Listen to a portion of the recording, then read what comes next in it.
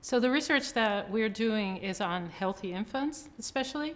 We're looking at different influences in the environment on the development of the gut microbiota. Why we're looking at the gut microbiota is because it appears to be a new player that may have a very essential role in infant development and in our development, in our whole lifespan development as persons. It may have an influential role on our mental health as well as on our physical health. And we know this from rat studies, for example, mice studies, and we're starting to discover that this may also be the case in humans. And is it mainly gut microbiota that you're looking at, or what is the main focus of the microbiome? So we're looking at how stress in the early environment specifically influences gut microbiota, and especially the colonization, because infants are born virtually without microbiota, and they colonize their gut very early on. So the very interesting point is, how do they get the right microbiota in their gut? Because if they get the right one, you could expect that it will have positive effects on development. So we're looking at how a negative factor, such as too much stress in the early environment, can affect it. And we look at the prenatal environment, but we also look at, for example, maternal milk, because that is a very interesting component. It's supposed to be like personalized medicine, so specifically adapted for the infant that the mother has. And it can also have a very important role on the microbiota, and we don't know too much about it yet. And if you say stress in early life, so is that then the stress of the mother, or what kind of stress or factors are you looking at? So when we look at stress in early life, we look at stress in the mother during pregnancy, her mental stress, such as, for example, depression or anxiety or worries about the pregnancy or after.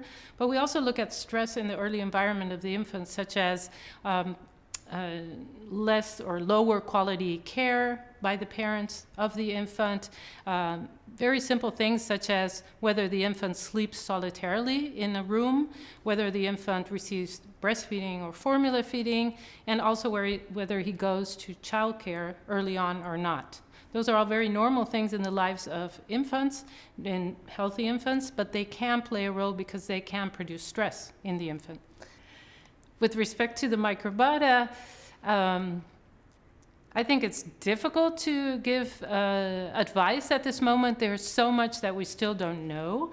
But I do think that it's clear that breastfeeding and fewer antibiotics, some countries have a lot of antibiotics are given to infants, and that we know is bad. And we know some factors, such as, for example, vaginal birth versus cesarean birth is much better. So these natural factors, you could say, in life appear to be much better for microbiota. I think this conference is a fascinating conference. I've learned a lot, and for me, specifically because it's not my field, I heard very interesting things about the immune system, but also about diet, which is one of the things that we are thinking of looking into more in detail in pregnant women and in young infants, looking at how the diet affects the microbiota and then in turn mood and brain development. So I learned a lot of new stuff about diet.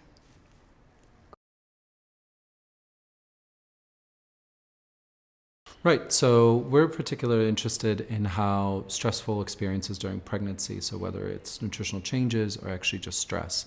So example, if you're a woman whose husband now is all of a sudden gone and was enlisted in the army, what are the effects actually of that chronic unpredictable stress, not only on the mom herself, but then what are the actual mental health applications for her offspring? Yeah. And we know that mothers, particularly early in pregnancy, that are chronically stressed, are at a much higher risk for having children who will eventually develop some aspect of a neurodevelopmental disorder.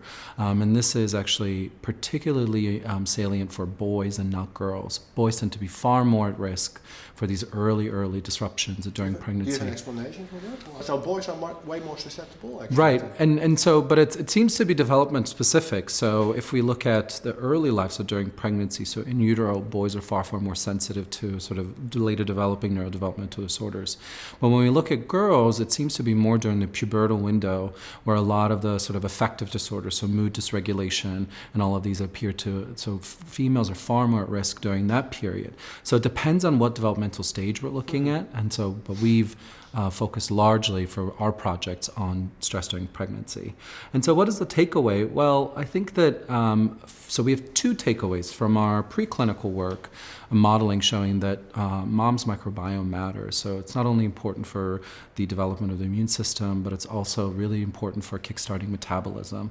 Well, it appears that one of the ways that stress is affecting the offspring is through changes to the microbiome. Not only the microbiota that mom is transmitting to offspring so that she's passing on, but also the response of the types of metabolites that the microbiota is producing during pregnancy that are essential for the developing brain. So now we've taken this into the clinical context where we actually have a cohort of women. It's called the Adverse Childhood Event Study. So this is a study that was started by the CDC and Kaiser Permanente in the 1990s, where they just measure the number of traumatic events that females underwent during puberty. So this is prior to the age of 18. What we know is that the number of traumatic events during that period are linearly related to her negative health outcomes and then her offsprings. So what we did basically is that we recruited women for the study and then just looked at their microbiota during pregnancy. And what's really amazing is that we see parallel effects, the same effects that we see in mice, the changes in specific bacteria, we actually also see in humans. But again, remember, this is almost 20 years removed from the trauma. So it could be household neglect, it could be actually rape, it could be abuse, it could be all of these things. Yeah. It still in some way, shape, or form has an effect on her microbial communities that then interacts with her immune system. So the takeaway is that we can build these parallel bridges, right? So from benchside to the wet lab and then back again to inform interventions and therapeutics and really try to figure out how we can do these in these novel ways. What do you think are the most viable directions you should go? Well, the beauty of the microbiome is, I think that if we start thinking about the microbiome more as a readout of what's going on with mom, so the metabolic changes during pregnancy, the hormonal shifts during pregnancy, the immune changes that are happening, all of these things are sort of going to coalesce. And the data that we have from our clinical study suggests that the microbiome, her microbiome is sort of a readout of what's going on. Yeah. And so if we start, then what we really need is to sort of build those associations. So if we have a female that's gone through a variety of different traumatic experiences, and that affects her immunity and hormone during pregnancy, the microbiome is sort of a readout. It was almost as a biomarker to use that. So now we just need more sample sizes to say, like, okay, so this is what we would expect a woman who has been through this sort of traumatic experiences, and use those as ways to to assess risk. That's really it. How do we actually assess risk that this particular woman is going to be at risk for having a child later that will develop a neurodevelopmental disorder? And what these studies are suggesting is that we can use the microbiome as a readout for that. So you anticipate also on intervening on the microbiome before pregnancy? That's the idea, right? Because, and it could be done in a dietary way, so we can do dietary manipulations and see how during pregnancy, I mean, these are really easy studies to be done. So dietary manipulations with these women, and how does that affect her microbiome? And then does that actually rescue some of the immune changes that we also see? So that's the thing, is that the immune changes are predicted by her changes in her microbiota from these studies. So that's why we have a system where we can now constantly go back between our animal mouse work, where we can do some of the mechanistic stuff, and then back to the clinic, and so have this population of women that we're following and see what happens, and what happens with her children. So we're also following her kids up right now. I mean, there's a lot of variability, right? So we need a lot of samples. We need longitudinal scales, right? So right now we just have sort of snapshots of like what happens early in pregnancy, late pregnancy. That's a lot, right? That's 9 months of a difference. How do we build those? How do we scale that? Well, we need consortium efforts, and that's a pitfall because we don't have the investment right now to be able to support something like that. Not only temporal, I would say, also considering sample size. Yeah, so temporal and then also spatial, right? Yeah. So multiple microbial niches are changing in flux at all times. Yeah. So it's not just the guts, not just the vagina, but all of those are going to be coalescing and affecting the offspring.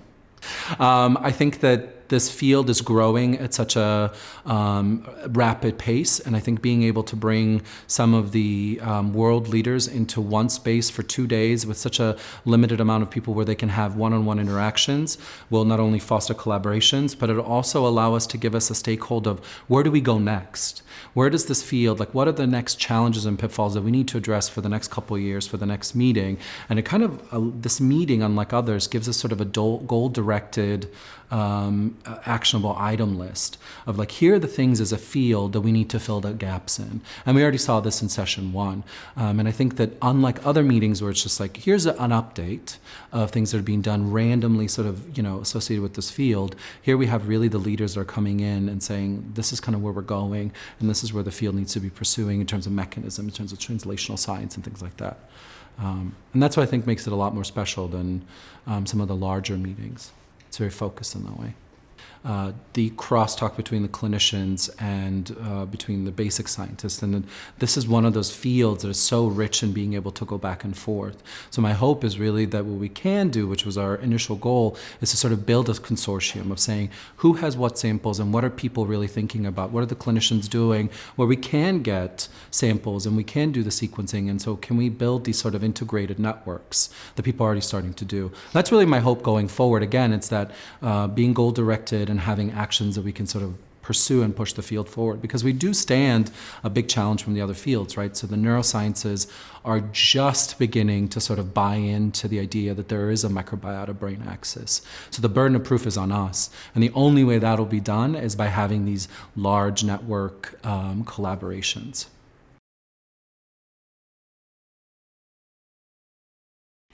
So my research is really focused on understanding how the brain wires up in utero, during prenatal life, and early postnatal stages. And so what we want to answer is how the genetic programs that controls wiring of the brain, because a baby needs to be able to interact with the environment, so have some sort of pre-wired circuits, how this can be modulated by the environment. So after the baby's born, it's easy to understand, but even prenatally, there's a lot of influences, and one of them is the presence of the microbiome, so mostly probably in the mother. And so what we want to understand is how the microbiome in the mother could be changing or influencing or affecting or modulating the wiring of circuits. And we looked into that because we found that specific immune cells, so cells that are normally important to sort of defend against infections or inflammation that are in the brain during prenatal and postnatal life, respond to microbiota signals. So one of the things that we showed and we think is interesting is that these immune cells, even in the embryo, respond to the mother's microbiome, and that can change their activity and impact onto brain wiring. That's one thing. That can relate potentially to disorders, disease of this fetal wiring, for instance, that is known to occur during autism spectrum disorders or schizophrenia, that even if you have postnatal behavioral deficits, we know originate in part during this embryonic life. And one of the things that we found is that the microbiome impacts on these immune cells differentially in embryonic, in fetuses that are either male or female. And in particular, we found that the microbiome has a stronger impact in fetuses that are male. And this is really important because we know that developmental disorders actually have a much higher prevalence in boys and in men.